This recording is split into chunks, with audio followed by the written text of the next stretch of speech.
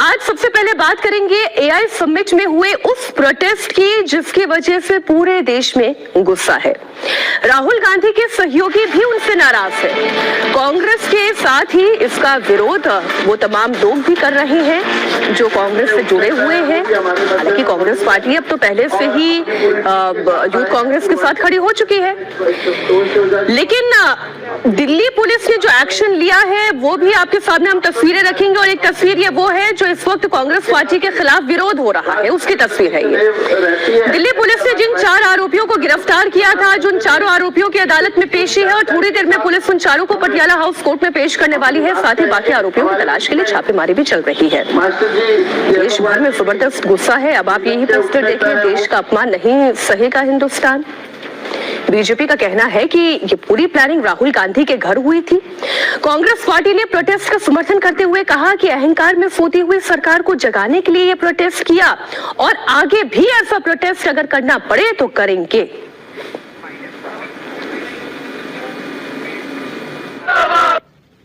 ये प्लानिंग कहां बनी थी? ये कोई सड़क चलते हुए यूथ कांग्रेस के किसी लीडर ने ये प्लानिंग नहीं बनाया। ये राहुल गांधी, सोनिया गांधी और प्रियंका वाड्रा की मौजूदगी में राहुल जी के निवास स्थान पे ये प्लानिंग किया गया था। ये प्रयोग है, ये संयोग नहीं है। नहीं, यूथ कांग्रेस ने कौन सा गलत काम किया, मैं तो ये जानना चाह रही हूँ। यूथ कांग्रेस इस देश के युवाओं की आवाज है। युवाओं ने जाके शांतिपूर्वक ढंग से एक प्रदर्शन किया। और क्या प्रदर्शन किया? कौन है जो इससे आक्रोशित है? क्या आक्रोश है कि इन युवाओं ने जाकर ये प्रदर्शन किया कि एक कॉम्प्रोमाइज प्रधानमंत्री ने भारत की अस्मिता के साथ खिलवाड़ किया। इन युवाओं ने हिंदुस्तान के हक की बात करी है। इन युवाओं ने हिंदुस्तान की जो तबाही का रास्ता ट्रेड डील से खोला गया है उसके खिलाफ आवाज उठाई है। पूरी शांति से किया है प्रदर्शन, और प्रदर्शन उस जगह किया जहां पर लोग उसको देखेंगे। इसमें इतना हाय तौबा क्यों मचाई जा रही है, मैं ये समझ नहीं पा रही हूँ। ये नकली आक्रोश कौन दिखा रहा है, कौन जता रहा है? वो लोग जो चीनी रोबोट लाकर इस समिट में दिखा रहे थे, वो नकली आक्रोश दिखाएंगे। कांग्रेस पार्टी भले ही अपने प्रोटेस्ट को सही बता रही हो, लेकिन इस मामले में कांग्रेस पार्टी अकेले पड़ गई है। इंडिया गठबंधन के सहयोगियों ने कांग्रेस का साथ छोड़ दिया इस मुद्दे पर। तेजस्वी से लेकर उद्धव ठाकरे तक की पार्टी ने प्रोटेस्ट का विरोध किया। आरजेडी कह रही है कि समिट में प्रोटेस्ट गलत है। शिवसेना यूबीटी कह रही है कि ऐसे प्रदर्शन से तो कांग्रेस पार्टी भी शर्मसार हुई होगी।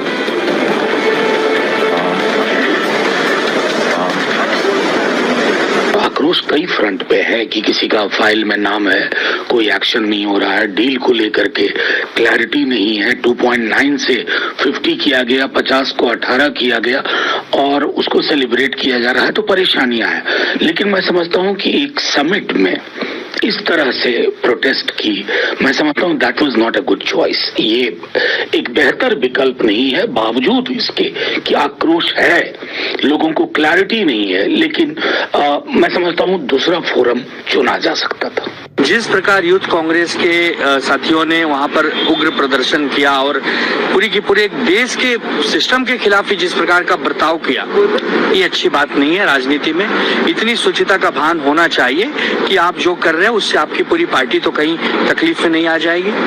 हमें लगता है कि कांग्रेस पार्टी भी इस कृत्य से नाराज है और राहुल गांधी जी ने ऐसा पाठ कभी युवाओं को नहीं सिखाया है। जो भी हुआ है अच्छा नहीं हुआ है। पुलिस कार्रवाई कर रही है और हमें लग रहा है कि पुलिस उचित कार्रवाई करेगी। अब क्या जो श्रीनेत का गुस्सा भड़क रहा था, वो अपने सहयोगी दलों को भी जाके ये बोलेंगे कि आप मेरा साथ दीजिए क्योंकि मेरा प्रदर्शन बिल्कुल ठीक था, क्योंकि कांग्रेस पार्टी के युवा कार्यकर्ताओं का निर्वस्त्र होकर इस तरीके के समिट में पहुंच जाना यही सही तरीका था। तो आप जाके पार्लियामेंट में भी ऐसा प्रदर्शन कर लीजिए, वो भी प्रदर्शन पे ठीक कहला दिया जाएगा। लेकिन अगर वाकई में यह प्रदर्शन सही था तो मेरा सवाल यह है अजीत जी, अगर वाकई में यह प्रदर्शन सही था तो जिस वक्त 1 बजे ये तस्वीर आई, ठीक उसी वक्त 1 बजे क्यों सुप्रिया श्रीनेत नहीं बोली, क्यों पवन खेड़ा क्यों नहीं बोले, मल्लिकार्जुन खड़गे ने कोई पोस्ट क्यों नहीं किया, राहुल गांधी क्यों नहीं कुछ बोल रहे हैं, प्रियंका गांधी क्यों नहीं सामने आ रही हैं, सोनिया गांधी क्यों चुप है? नहीं, इसमें देखिए कांग्रेस अपने आप में कांग्रेस टू माइंड में है। पहले कांग्रेस इस बात पर बैकफुट पर थी, कांग्रेस ने इस मामले में डिफेंसिव स्टैंड लिया था और ये खबर मीडिया के जरिए प्लांट भी कराई गई। आज आज भी अखबारों में खबर छपी है जो कल प्लांट कराई गई थी। आज अंग्रेजी के बड़े अखबारों ने यह खबर छापी है कि कांग्रेस के यूथ कांग्रेस के बड़े नेताओं को इसकी जानकारी नहीं दी गई थी, लोगों ने अपने फोन स्विच ऑफ कर लिए थे ताकि उनकी लोकेशन न पता चले। ये सब अखबारों में खबर छपाई है कांग्रेस के, हमको पता है कि कांग्रेस की तरफ से ये खबर दी गई, क्योंकि कांग्रेस डिफेंसिव हो गई थी पहले, फिर बाद में कांग्रेस इस पर ऑफेंसिव हुई जब उसमें साजिश की धाराएं लगाई गई। जब राहुल गांधी के घर पे कल प्रदर्शन हुआ, उनके घर के पास लोग प्रदर्शन करने को पहुंच गए, और जब ये साजिश की धारा लगाई गई और जब संबित पात्रा ने कहा कि राहुल गांधी के घर पे ये मामला, ये साजिश पूरी योजना बनी है और सोनिया गांधी प्रियंका गांधी वाड्रा भी मौजूद थे, जब ये खबर आई तब उसके बाद कांग्रेस को ऑफेंसिव होना पड़ा, क्योंकि उनको लगा कि कहीं ऐसा ना हो कि इसमें साजिश रचने की धारा में तीनों लोगों के ऊपर मुकदमे लगा दिए जाए। तो एक तो ये पहलू कांग्रेस का जो अपना मामला है, हमारी आपत्ति प्रोटेस्ट करने के तरीके से। देखिए, प्रोटेस्ट करने का अधिकार है इस डेमोक्रेसी में, मुझे उस जगह से भी आपत्ति है सर, तरीके से भी आपत्ति। तरीका बिल्कुल ही गलत था कि आप कपड़े उतार करके, और इस तरह के प्रदर्शन का मामला नहीं। आप ट्रेड डील का, एक तो ट्रेड डील पर अगर आप प्रदर्शन करना चाह रहे हैं तो एआई समिट उसके लिए सही जगह नहीं है कि एआई समिट जहां चल रहा है वहां जाकर के आप ट्रेड डील का विरोध कर रहे हैं। और जो विरोध का तरीका था वो भी बहुत चीप टाइप का था। बीजेपी को बहुत बड़ा मौका मिल गया है, और वो मौका कैसे मिला है? हमारे सहयोगी शोएब रजा इस वक्त दिल्ली से लाइव जुड़े हुए हैं और उनके चारों तरफ देखिए इस वक्त प्रोटेस्ट कैसे हो रहा है। शोएब जरा तस्वीरें यहाँ की दिखाएं, और ये तो बीजेपी के लिए कितना बड़ा मौका है। कांग्रेस पार्टी के पास एक अवसर था, मैं डेविल एडवोकेट के तौर पर भी अगर यहाँ पर रोल प्ले करूं तो कांग्रेस पार्टी के पास तो कितना बड़ा अवसर था। गलगोटिया वाला इशू वो उठा रहे थे, वो ट्रैफिक जैम का इशू उठा सकते थे, बड़ा आयोजन था, मिसमैनेजमेंट था, ये इशू उठा सकते थे, लेकिन थाली में सजा के मुद्दा उन्होंने बीजेपी के हाथ में थमा दिया। कार्यकर्ता सुबह से ही यहाँ पर खड़े हैं। 10 बजे का समय था, लेकिन 9:30 बजे से ही मैं देख रहा हूँ कि आकर भीड़ जमा हो गई थी, और ये लिखा हुआ है साहब, एआई समिट में कांग्रेस के कार्यकर्ताओं द्वारा भारत की छवि विश्व पटल पर धूमिल करने के प्रयासों के विरोध में विशाल प्रदर्शन किया जा रहा है। हाथों में जो तख्तियां हैं उसमें ज्यादातर देशद्रोही राहुल गांधी लिखा हुआ है। इसके अलावा देश का अपमान नहीं सहेगा हिंदुस्तान, ये ज्यादातर जो तख्तियां हैं हाथों में लेकर बीजेपी रखिएगा, हम आगे भी आपसे अपडेट्स लेते रहेंगे। राकेश जी, बैठे बिठाए इतना बड़ा मुद्दा जो है वो उन्होंने खुद सत्ता पक्ष के हाथ में थमा दिया। इतना बड़ा एम्बैरसमेंट, और सुप्रिया श्रीनेत, पवन खेड़ा सब प्रवक्ता ही ना बोल रहे हैं। कौन सांसद है जो खड़ा होकर ये बोल रहा है कि हाँ कांग्रेस पार्टी, यूथ कांग्रेस ने एकदम ठीक किया? मीनाक्षी जी, आपने बिल्कुल सही कहा कि ये भारतीय जनता पार्टी गले में जो मरा सांप पड़ा हुआ था उसको कांग्रेस के अपने गले में डाला, क्योंकि एआई समिट को लेके गलगोटिया की तरफ से जो रोबोट प्रस्तुत किया गया उसको लेके एआई समिट में विवाद खड़ा हुआ था, और जिस तरीके से दिल्ली में व्यवस्था हुई थी ट्रैफिक को लेके उससे लोग बहुत परेशान थे।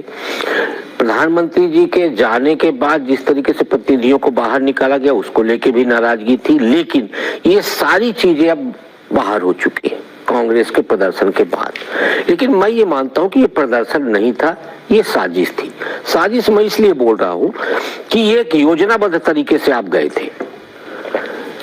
टी शर्ट कुछ घंटे में नहीं छप जाती, तो टी शर्ट आपने छपवाया, यानी एआई समिट पे के अंतिम दिन प्रदर्शन के रूप में, प्रदर्शनकारी के रूप में अंदर पहुंच के हंगामा करने का आपने एक योजना बनाई, और उस योजना के तहत आप अंदर गए और जाके आपने पूरा ड्रामा किया, जिससे कि जो लास्ट डे एक समीक्षा छपती है पूरी दुनिया में कि एआई समिट जो भारत में हुई है, जहां 125 देश के प्रतिनिधि उपस्थित थे, वहां क्या हुआ, क्या अचीवमेंट हुआ, वो समीक्षा की जगह पे आप चाहते थे कि वहां आपकी खबर बने, आप हेडलाइन बने। आप हेडलाइन बनने के चक्कर में अपने आप को ही नष्ट कर लिए। अच्छा, कांग्रेस पार्टी एक और जहां एआई समिट में प्रोटेस्ट कर चारों तरफ से घिरी हुई है, तो राहुल गांधी का एक विवादित बयान उन्हें कितना भारी पड़ रहा है वो मैं आपको बता दूं। अपनी आपत्तिजनक टिप्पणी को लेकर उन्हें अदालतों के चक्कर लगाने पड़ रहे हैं। कल यूपी के सुल्तानपुर कोर्ट में उनके पेशी हुए, तो आज ठाणे जिले के भिवंडी कोर्ट में पेशी होनी है। थोड़ी देर में कोर्ट में वो पेश होंगे। राहुल गांधी को कोर्ट ने बेल के लिए एक नया जमानतदार लाने का आदेश दिया है, क्योंकि उनके पुराने जमानतदार का निधन हो चुका है। राहुल गांधी ने 2014 के लोकसभा लोकसभा चुनाव के दौरान आरएसएस पर महात्मा गांधी की हत्या में शामिल होने का आरोप लगाया, जिसके खिलाफ उन पर मानहानि का मुकदमा दर्ज किया गया। अब नफर इस बात की है अजीत जी, नया जमानतदार कौन होगा राहुल गांधी का? वो तो लोकल कोई जमानतदार होता है जिसके पास वहां का स्थानीय जिसका अपना पता हो और 10,000, 20,000, 50,000 का जो भी बेल बॉन्ड होगा वो भरने के लिए उसके पास जो सामग्री हो जो लेके जाएंगे वो जमानत दे देंगे, मिल जाएगी, वो दिक्कत नहीं है। ये मामला आरएसएस के ऊपर एक ऐसे अनसब्सटेंशिएटेड आरोप है जो एक परसेप्शन के लेवल पर जो बात कही जाती है। आप इतने बड़े नेता हैं, कांग्रेस पार्टी के सर्वोच्च नेता हैं और ऐसे अनसब्सटेंशिएटेड आरोप लगाते हैं आप आरएसएस हत्या में शामिल है, इसका कोई आधार नहीं है।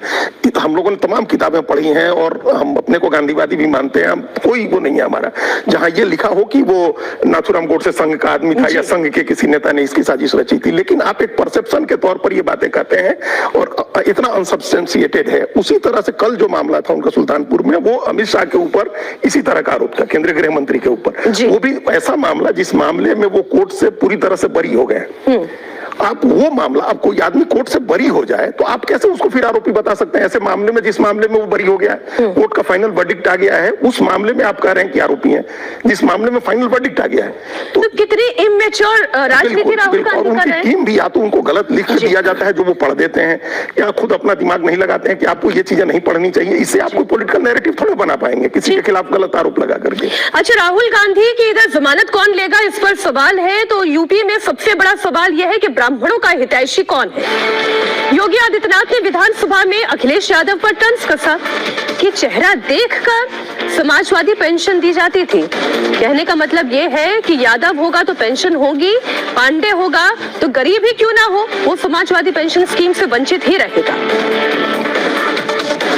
समाजवादी पेंशन स्कीम केवल समाजवादी कैडर को, अरे कम से कम जिस कांग्रेस की बैसाखी से वहां पहुंचे थे उस कांग्रेस के ही नेताओं को दे देते, नहीं दिया। चेहरा देख करके देते थे।